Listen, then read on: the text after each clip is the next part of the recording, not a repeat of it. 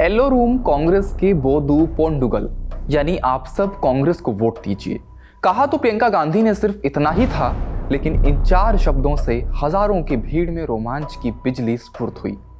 वो भीड़ आई तो थी सोनिया गांधी का भाषण सुनने, जो राजनीति की दहरी पर कदम रख रही थी। लेकिन विश्लेषकों ने कहा कि प्रियंका के आभा मंडल ने मां को पूरी तरह निस्तेज कर दिया।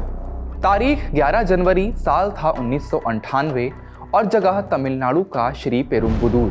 वही श्री पेरुम्बुदूर जहां राजीव गांधी की हत्या हुई, और वही श्री पेरुम्बुदूर जहां करीब 26 साल पहले सोनिया गांधी ने राजनीतिक मंच पर पहला कदम रखा। और वही मंच जिस पर प्रियंका गांधी की मौजूदगी को देख लोगों ने कह दिया था कि कांग्रेस को प्रियंका की उतनी ही जरूरत है जितनी सोनिया की। Cut to 2024। अब वो दौर है जब लोग कांग्रेस की मर्सियां पढ़ने को तैयार बैठे हैं।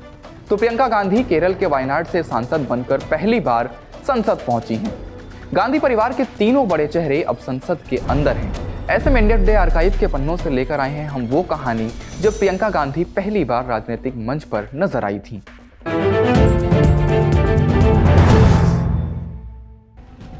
नमस्ते, मेरा नाम धनंजय है और आप देख रहे हैं इंडिया टुडे हिंदी। 21 मई 1991 को श्री पेरुम्बुदूर में राजीव गांधी की हत्या होती है। इसके बाद चर्चाएं शुरू हुई कि कांग्रेस में गांधी परिवार का कौन सा नाम अब कमान संभालने की भूमिका में आएगा।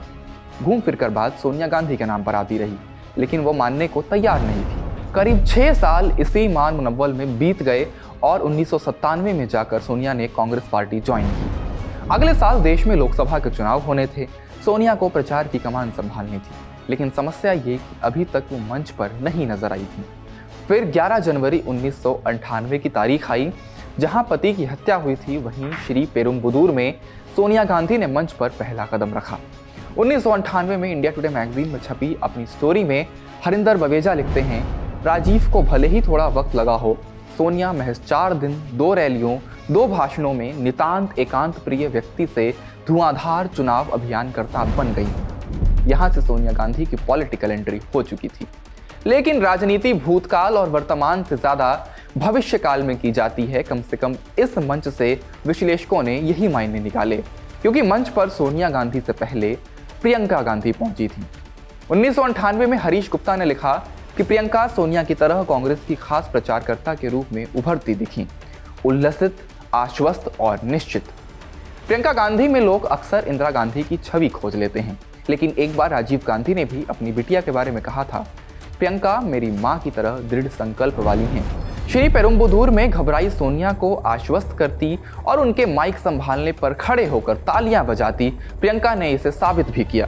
परिवार की राजनीतिक उत्तराधिकारी प्रियंका ही लग रही थी।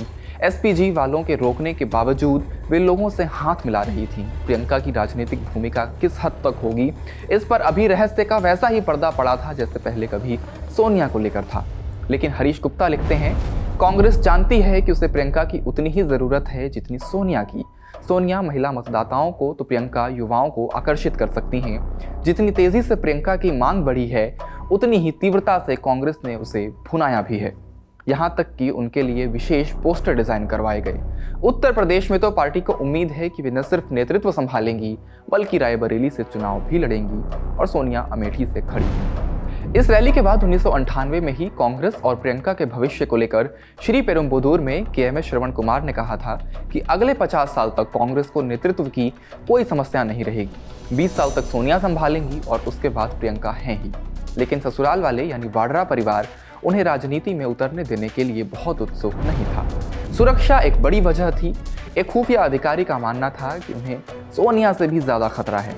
बहरहाल प्रियंका वोट आकर्षित करने वाली के रूप में प्रस्तुत की जा रही अपनी छवि और सोनिया की प्रचार सहायक की भूमिका से ही संतुष्ट थी। 90 जनपद के करीबी सूत्रों का मानना था कि वो मां की सबसे करीबी सलाहकार हैं।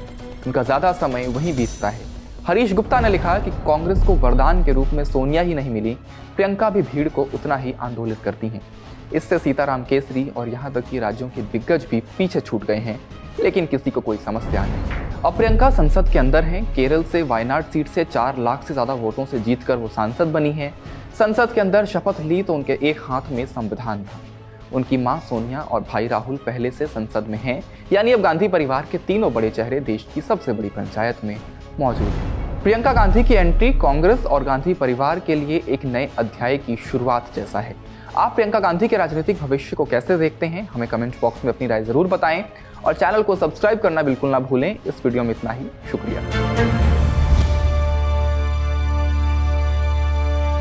इसी तरह की तसल्ली से भरी हुई एक्सक्लूसिव रिपोर्ट्स देखने के लिए सब्सक्राइब करें इंडिया टुडे हिंदी का YouTube चैनल और बेल आइकन जरूर प्रेस करें ताकि वीडियो अपलोड होते ही आपको खबर हो जाए।